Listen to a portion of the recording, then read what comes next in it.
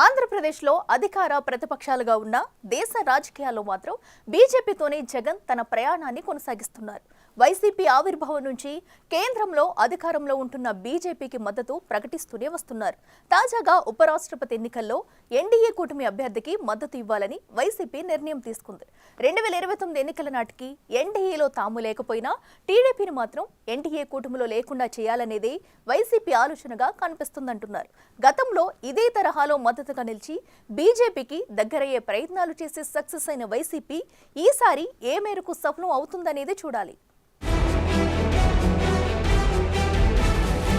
గత ఎన్నికలకు ముందు బీజేపీతో సత్సంబంధాలు నెరిపిన వైసీపీ సార్వత్రిక ఎన్నికల్లో ఆ పార్టీ టీడీపీ జనసేనతో కూటమి కట్టడంతో దూరమయ్యింది. దివంగత వైఎస్ మరణానంతరం తనను ముఖ్యమంత్రిని చెయ్యలేదని, తరువాత తన ఓదార్పు యాత్రలకు అనుమతించలేదని కాంగ్రెస్ కు దూరమై వైసీపీ పేరుతో జగన్ సొంత కుంపటి పెట్టుకుని పొలిటికల్ గేమ్ మొదలుపెట్టారు. మొదటి నుంచి కాంగ్రెస్ పార్టీకి దూరంగానే ఉంటూ వస్తున్న వైసీపీ మరోసారి బీజేపీతో దగ్గరయ్యే ప్రయత్నాలు చేస్తోంది. పార్లమెంటులో వైసీపీకి 4 లోక్సభ సభ్యులు, 7 రాజ్యసభ సభ్యుల బలముంది.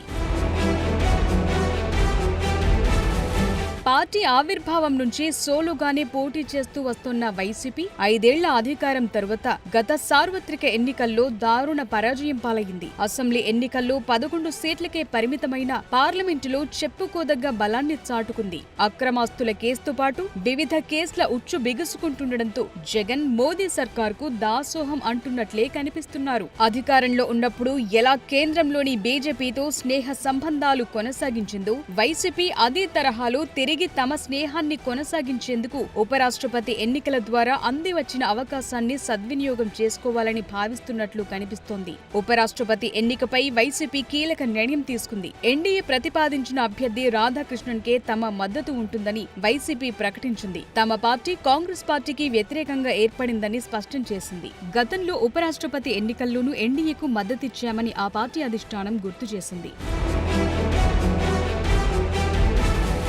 అదేవిధంగా పార్లమెంటులో పలు బిల్లుల ఆమోదానికి మద్దతిచ్చినట్లు వైసీపీ చెప్తోంది. నంబర్ గేమ్ ఉండొద్దనే ఉద్దేశంతో ఎన్డీఏకు మద్దతిస్తున్నామని వెల్లడించారు ఆ పార్టీ నేతలు. గతంలో తాము అధికారంలో ఉన్నప్పుడు, అంతకు ముందు ప్రతిపక్షంలో ఉన్నప్పుడు కూడా కేంద్రానికి పలు కీలక సందర్భాల్లో బేషరతుగా బీజేపీకి మద్దతు ప్రకటించింది వైసీపీ. వ్యవసాయ చట్టాలు, 1 నేషన్ 1 ఎలక్షన్ సహా పార్లమెంటులో పలు బిల్లులకు కూడా ఎన్డీఏ పక్షాన నిలిచింది. వీటితో పాటు Delhi service bill, IPC, CrPC, evidence act సంస్కరణ బిల్, చీఫ్ ఎలక్షన్ కమిషన్ నియామక బిల్, ఆర్టికల్ 370 రద్దు బిల్లు, ఓబీసీ అమెండ్మెంట్ బిల్లు వంటి పలు కీలక బిల్లులకు కూడా వైసీపీ మద్దతు ప్రకటించింది. అంతేకాకుండా 2023లో ప్రధానమంత్రి నరేంద్ర మోదీపై విపక్షాలు ప్రవేశపెట్టిన అవిశ్వాస తీర్మానం సమయంలో బీజేపీకే జగన్ మద్దతు ప్రకటించారు. వీటితో పాటు రాష్ట్రపతి, ఉపరాష్ట్రపతి వంటి దేశ అత్యున్నత పదవులను రాజకీయాలతో ముడిపెట్టకుండా ఏకగ్రీవంగా గెలిపించుకోవాలని జగన్ అంటూ బీజేపీకి మరింత చేరువయ్యే ప్రయత్నం చేస్తున్నారు. అత్యున్నత పదవులు అందరి అంగీకారంతో ఏకగ్రీవంగా గెలిపించాలని, అప్పుడే దేశ ప్రతిష్ఠ పెరుగుతుందని జగన్ భావిస్తున్నారని ఆ పార్టీ నేతలు చెప్పుకుంటున్నారు. కాంగ్రెస్ తో బయటకొచ్చి సొంత పార్టీ ఏర్పాటు చేసుకున్న జగన్ 2012లో కాంగ్రెస్ పార్టీకి చెందిన ఆనాటి యూపీఏ కూటమి అభ్యర్థి ప్రణబ్ ముఖర్జీకి రాష్ట్రపతి ఎన్నికల్లో మద్దతిచ్చారు. అప్పట్లో ప్రణబ్ ముఖర్జీ సీనియారిటీకి తలవంచే మద్దతిచ్చారన్న అభిప్రాయం ఉంది.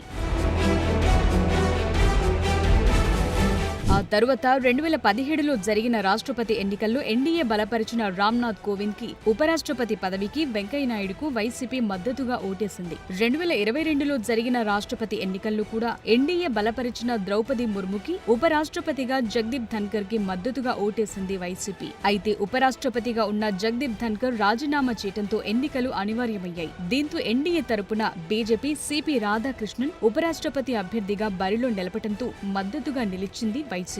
మొత్తం మీద మరోసారి తమకు బీజేపీతో స్నేహ సంబంధాన్ని పునరుద్ధరించుకోవటానికే జగన్ ఆ నిర్ణయం తీసుకున్నారని రాజకీయ విశ్లేషకులు భావిస్తున్నారు. తెలంగాణ నుంచి తెలుగు బిడ్డ జస్టిస్ సుదర్శన రెడ్డిని ఇండియా కూటమి అభ్యర్థిగా ప్రకటించిన జగన్ అలాంటి నిర్ణయం తీసుకోవటం వివాదాస్పదంగా మారింది. మరోవైపు కాంగ్రెస్ అగ్రనేతలు వైసీపీ నేతలతో సంప్రదింపులు జరుపుతున్నారు. రాజ్యసభలో 7 సభ్యుల బలమున్న వైసీపీని తమ వైపు లాక్కోవాలని కాంగ్రెస్ ప్రయత్నిస్తోంది. దాంట్లో భాగంగానే తాజాగా ఢిల్లీలో కొన్ని కీలక పరిణామాలు చోటు చేసుకున్నాయి. ఎంపీ రఘునాథరెడ్డి కాంగ్రెస్ అధ్యక్షుడు ఖర్గే నివాసానికి వెళ్లి భేటీ అవ్వటం ఏపీ రాజకీయాల్లో కీలకాంశంగా మారింది. అది జరిగిన గంటల వ్యవధిలోనే కాంగ్రెస్ అగ్రనేత జైరాం రమేష్ వైసీపీ కీలక నేత వైవి సుబ్బారెడ్డికి ఫోన్ చేసి మద్దతు కోరటంతో వైసీపీ కాంగ్రెస్ వైపు వెళుతుందా అనే చర్చ మొదలైంది. అయితే వైసీపీ నేతలు మాత్రం ప్రెసిడెంట్, వైస్ ప్రెసిడెంట్ విషయంలో తాము మొదటి నుంచి ఎన్డీఏ వైపే ఉన్నామని స్పష్టంగా చెప్తున్నారు. అలాగే ఎన్డీఏ నుంచి తమను ముందుగా అడిగారని, దాంతో వెంటనే ఓకే చెప్పాల్సొచ్చిందని, మీరు లేట్ గా అడిగారని సుబ్బారెడ్డి సమాధానం చెప్పినట్లు సమాచారం. ప్రస్తుతం ఆంధ్రప్రదేశ్లో వైసీపీ పాలనలో చేసిన అక్రమాలు, దౌర్జన్యాలపై పలు కేసులు నమోదయ్యాయి. కీలక నేతలు సైతం అరెస్ట్ అయి జైల్లో ఉన్నారు. లిక్కర్ కేసులో జగన్ అరెస్ట్ అదిగో ఇదిగో అంటూ చక్కర్లు కొడుతోంది. ఇటువంటి పరిస్థితుల్లో జగన్ ఇండియా వైపు వెళ్లే అవకాశం లేదని రాజకీయ విశ్లేషకులు అంచనా వేస్తున్నారు. ఉపరాష్ట్రపతి ఎన్నికను బీజేపీ ఎంతో ప్రతిష్టాత్మకంగా తీసుకుంటోంది. నిజానికి బీజేపీ నాయకత్వంలో ఎన్డీఏ కూటమికి ఎలక్టోరల్ కాలేజ్లో పూర్తి మెజార్టీ ఉంది. కానీ ఇది చాలదు.